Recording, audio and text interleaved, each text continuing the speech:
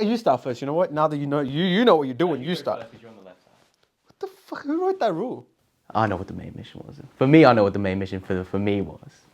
It loops back to the fun part of the album. What was Because I wanted to have fun making an album after being so serious about my album that could never come out. He changed, bro. He changed. You guys, if you knew this guy at that time, he was a different person, very, very angry. But like, I think that's what we want. That's what I wanted to do. I don't want to speak for you, but I think we wanted to make an album that sounded like it was fun, and then people have fun listening to it. That's it. And it's like sequenced like.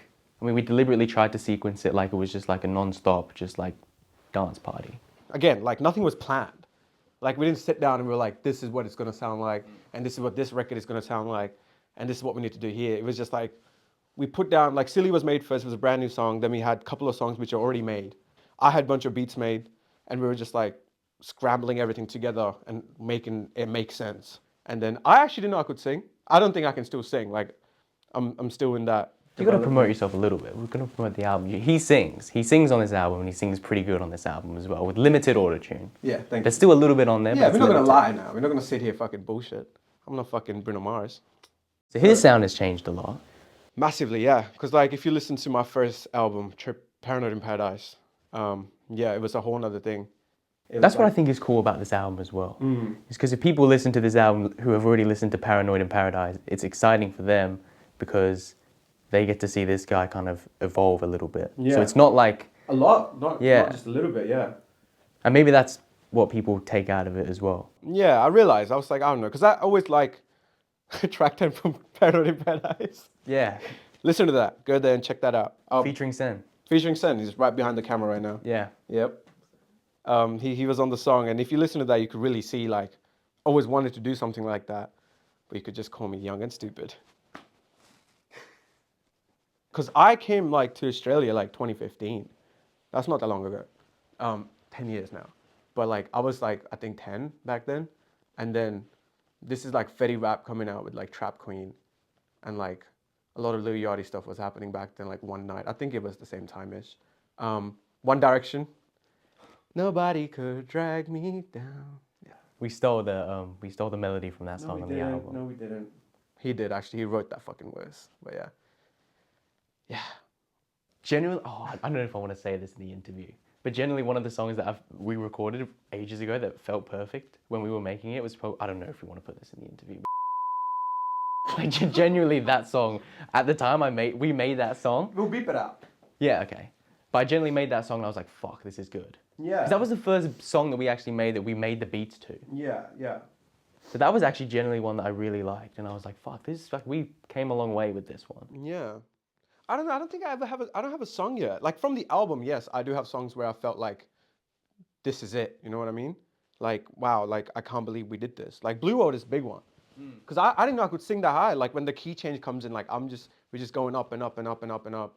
It's just like I didn't know I could do it. And we were scared when we were filming that. Recording that. We were scared that we're not gonna burst the vocal cords. Yeah, yeah. We were scared that's not gonna happen. Yeah. And then we made it work. And then yeah, that's one of the songs. But I think my personal music, I don't think I have a song yet where I feel like this is it. Maybe just I haven't experienced enough yet, you know? What's your favorite song from the album? Oh. That you think is perfect? That I think it's perfect? Yeah. Man. The thing is, every single song have different sort of emotions behind it. So like I think certain songs are perfect in certain ways. Like I feel like Blue Road is perfect in like production. What's the song you think you perform the best on? Oh, bro, I think Blue Road. Really? Yeah.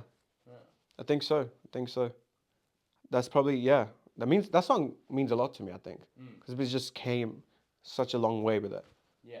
Like from like never ever gonna come out to like now sound like what it sounds. This is like the best we could do right now. And that right now is very like short term, like literally right now. I just like like if you listen to some of my early stuff, especially like yours as well, but especially both of us together. Yeah. Even before that, just the confidence on the microphone is something that I really think is the best on this album. I mean, that's where it came from though. Like we pushed each other a lot.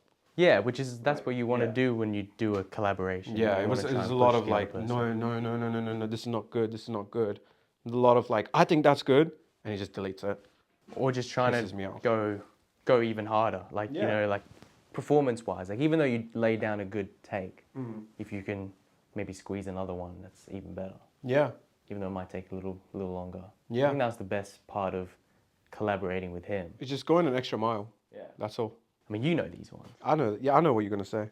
Tizo Touchdown. I think, honestly, that song, by Tizo Touchdown, inspired me a lot to make this album. Because he, on that album, but on that song specifically, he's really going into a character. He's doing all these crazy stuff with his vocals. He's going in like lower registers and stuff like that.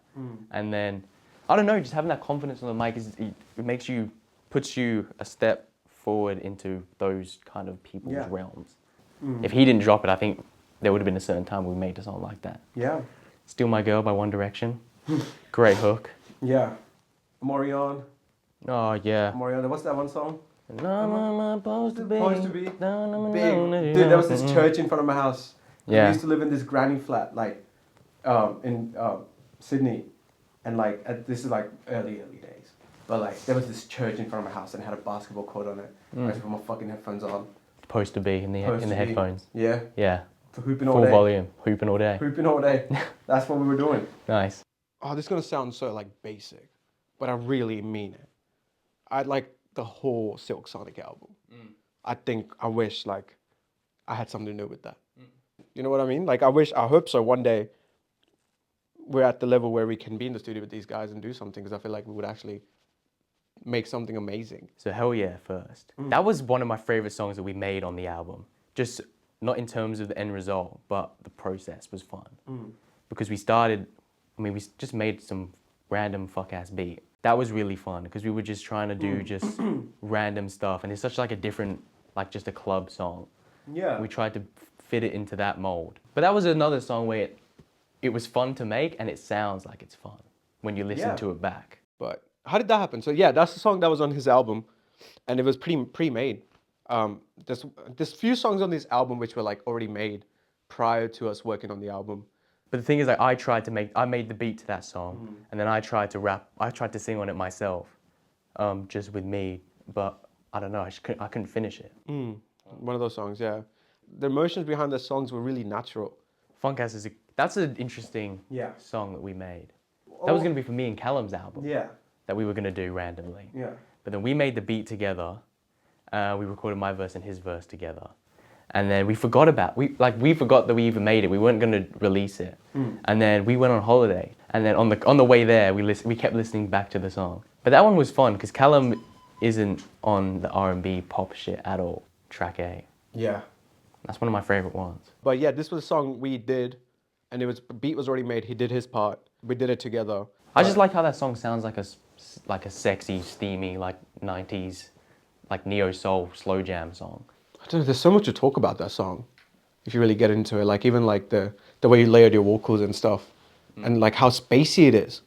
Like if you really listen to the chorus, there's like so many layers to it. And then we did the video in the in the Lake Como. Yeah, Europe was a big fucking part of this whole album, because it just happened. Again, this is one of those things, like it just happened. Like we were planning a trip, and it happened to be this time, and we happened to be working on an album, and we happened to have all these songs ready before we go. And when we got there, we were just like, let's film these. And then shout out Joseph. Yeah. Joseph on the net. He helped us film all the music videos for it in Lake Como. All of them are done. Oh, Lake Como and Florence. Yeah. In Italy, yeah. Did a couple of music videos there. Fucking sweating balls. He did the classic Wes Coeur. He pulled up. I had a beat ready with the drums and everything. He's like, I don't like this. And he deleted all the drums. And then he redid the drums with like 808s. I had some fucking bass on it. Yeah. Everything just came from such a natural place, in my opinion. But that was one of my favorite ones because it kind of felt like you were doing you were going into your R&B bag. Yeah. But then I was going to my old, because I was like trying to rap again. Yeah. Which I haven't done that in a long time. So when we were recording it was fun to do that. Yeah. Oh my God. Girls Want to Party Tonight. I admit, yeah, that's a really special record actually. I'll tell you why. Because that song was supposed to come out after You Good, and then that was going to be the first song that it was going to be like this is where I sing, this is the new type of swag I'm on. It just made sense on the album, and then we kind of came up with like a idea of like, okay, we'll just check it on the album, we'll see what it sounds like, and we did. And that song was fully finished. So that song, you could say that was the first song we finished. Yeah. Because that song, we had a music video for it. Shout out McClarty, he filmed that. We had everything ready for it. We had photo shoots done for it. And then last minute, we were like, you know what? It just makes sense to put it on the album. Yeah. So yeah, that's why I haven't been dropping music, guys. It was all planned out. Especially with like going from Hell Yeah, which is talking about, you know, girls at the party. Yeah. The freaky girls. Yeah. And then going into girls want to party. Yeah. That's just the hook. Yeah. So it made sense doing it On the together. album. Yeah. Instead of just dropping it 100%. as a random single. Yeah, it makes way more sense on the track list then. And I think that video was like set the pace for everything else because we just recorded that video and just fucked around. Yeah. And then, you know, in all the other videos, we're doing the same thing. Because yeah, a lot of the videos you see, especially like the ones that are like very simple, they're not planned. Yeah, They're nothing really was planned with the. We planned to do the videos and we planned where we were going to shoot them, but actually filming it, we didn't plan anything. No, there was nothing planned. It was just like, shoot it, we'll figure it out. Yeah, I mean, there's a part in that video where it goes to his verse, and this is how much it wasn't planned because Joseph doesn't even know the song. So there's a part in the video where like he goes to his verse and he doesn't know that. So I point at him and he's just sitting there singing the song, and he takes the camera up and he goes all the way there, and it's such a like a cool moment because like that's how like natural it was. Whole message of the album, just having fun, just doing what feels right. Yeah, and we were talking about it before. Like that's a good and a bad thing in a way. Good thing because like it's just so natural that it comes from your heart, and it just shows us having fun. But then now we're at the stage where we need to do shows, and we need to figure out like the theme and stuff. How are we going to perform this song? Yeah. How are we going to perform this guy hitting fucking 3 key changes in one song? Yeah, and then it also comes to like the stage design and all this stuff. Like it's like because there's not a strong theme behind it. What do we actually do? But then again, it's such an empty canvas. We could do anything. Because I mean, I was born in India, so I didn't grow up here. And like, I think I had a musical family, but not like my dad is very academic, like my mom, same, like my sister, same, like no one is into creative field except me, which was time to time obviously hard as well. Because, you know, it's hard to explain it to your dad that I fucking sing, especially when you're in like year 9. Yeah. They're like, what are you gonna do? Oh, I make music. You know what I mean? Like it's one of those things. It was hard for them to understand. They did, and they're like always supportive about it. Like never was a problem. But yeah, it was really hard because I didn't really grow up around music like that. There was a time where in music industry, I feel like a lot of new artists were coming out. I remember like coming to Australia, and one of our families invited us to like a dinner. You know what I mean? Like they were like, oh, these guys are new. Let's pull up. Yeah. We go there, and their daughter was listening to One Direction. Oh yeah. On the family TV. And you're like, fuck, this is crazy. Yeah, and it was like, nobody can drag me down. And I'm looking at the music video, these guys in a fucking space suit, and I'm like, oh my God, like music videos can be like that. Because, bro, I was 10. I was like finally getting into like building a fucking, I don't know, like brain of myself, you could say, where I was starting to understand things a little bit more. Like I was getting out of that stage of being a fucking kid who doesn't know anything to like starting to like realize culture and stuff and like seeing things. And while I was doing that in India, my parents were like, nope, and put me in Australia. So like a lot of things that happened at that time, actually it's faded memories for some reason. But I listened to a lot of good records for the first time recently. Really, like I've always listened to tracks from Thriller, but I heard it top to down recently. That's where I came from. Yeah. No music. My dad had a fucking cassette player and a massive collection of Indian music. Yeah. Just Indian music though. Yeah. Wow. No, no One Direction and Marion. Nope. No Marion. Yeah, that's why I think it's cool. But it's weird how that happened because I came from a musical family. But then I wasn't making music until you told me to make music. And then you came to our school when you moved to Melbourne. First school I was with the cool guys, obviously. And we were always singing in class. We were always rapping in class. Yeah, this is like Kendrick Lamar. Yeah. And like the Konnichiwa album from Oh yeah. Fuck yeah. Obviously you were in our group. Yeah. We accepted you into the group. And then I went home. I was watching Netflix or some shit. And then you messaged me saying, let's just make music. Yeah, because one of our friends at that time had a mic. Yeah. Like, why does he have a mic? What are the odds of him having a mic? Yeah. And then we were just like making random stupid songs. Cool story. And then somehow I don't know, man. It's weird how life works, isn't it? because it's just fun, isn't it? Like, it's just, it never felt like work. Like, we obviously, when you're at work, an 8-hour shift feels like an work. And then we would be in studio for like 10 hours. You just wouldn't even know how time went quickly. Like, I think people should go into this album expecting to go in like with an open mind. yeah. If you don't make it too serious, you'll have fun. If you take it too serious, you might think we're weird. No, my favorite memory actually was when we first started making the album. We just had all of these songs in separate files, like separate Logic files. Yeah. But then there was one session where we thought like we've made a little bit of progress. We were like 50% of the way through. And then we decided to put all the songs together onto this long track and listen to it together. And then all of these weird songs that in our heads didn't sound like they didn't really match. When we put it all together, it just worked a lot. And we were like, holy fuck. Yeah. Kind of onto something. That was a good memory. Because it kind of put everything into perspective a little bit more. And then we were like laser focused on what we had to do. Yeah. I think the next project would be, I wouldn't say serious, but it would be a lot more like, but I think it would have a stronger theme behind it. Yeah. Like it would make more sense than this one does. Like you would understand like where and why we did it, because we already have the ideas and stuff. Like we already have we know what we're gonna do.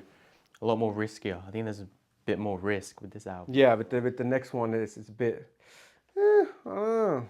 But hopefully we make it back with your guys' love. Love and guidance. We can make it back and we can make this work. Hell yeah. Peace out. Runway 4 out. Runway 4 out now.